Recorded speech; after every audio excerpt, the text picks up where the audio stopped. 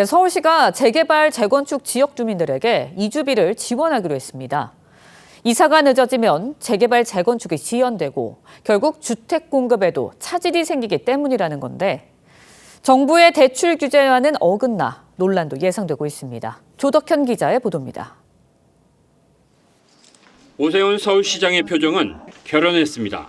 지금 서울은 부동산 공급 가뭄 시대에 살고 있습니다. 실체가 불분명한 공급 계획으로는 시장의 불안을 잠재울 수 없습니다. 그러면서 올해부터 3년 내에 서울 용산구와 은평구 등 재개발, 재건축 대상 85개 지역에 주택 8만 5천 호를 앞당겨 착공하겠다고 밝혔습니다. 하지만 정부의 대출 규제가 걸림돌입니다.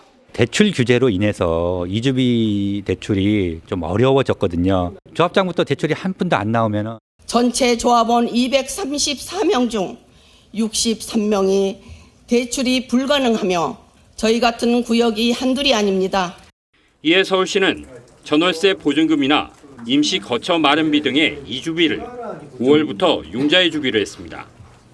우선 500억 원을 투입하고 예산을 늘린다는 방침입니다.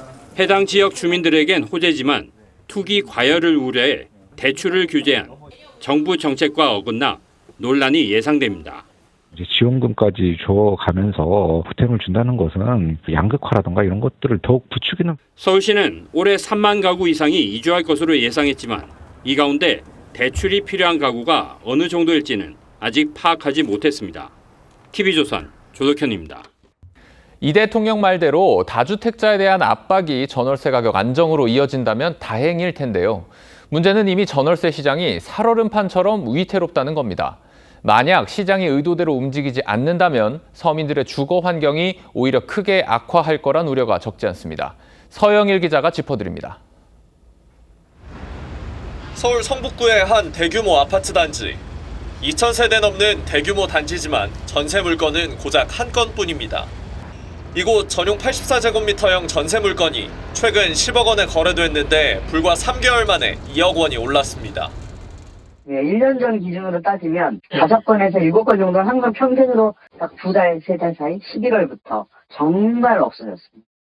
역대급 공급 부족과 대출 규제, 실거주 의무 강화 등이 복합적으로 작용하면서 최근 서울 아파트 전월세 매물은 1년 전보다 23% 줄었습니다. 특히 성북과 관악, 노원구 등 서민들의 실거주 수요가 높은 지역은 전월세 매물이 거의 증발했습니다. 공급 부족은 결국 가격 상승으로 이어져 서울 전 지역의 전월세 가격이 일제히 상승세를 보이고 있습니다. 정부의 압박에 다주택자가 기존에 임대용으로 내놓던 물량까지 매매로 전환하면 전월세 가뭄과 가격 상승이 더 뚜렷해질 거란 전망이 많습니다. 전세 자금, 이사 시기 등등의 조건에 맞는 여러 가지 물건들 중에서 하나를 선택해야 되는데 선택할 수 있는 여지들이 많이 줄어들고 있다는 거죠. 본격적인 봄 이사철을 앞두고 전월세 수요가 늘어나는 시기여서 공급 부족과 맞물릴 경우 최악의 전월세 대란이 찾아올 수 있다는 우려가 나옵니다. TV조선 서영일입니다.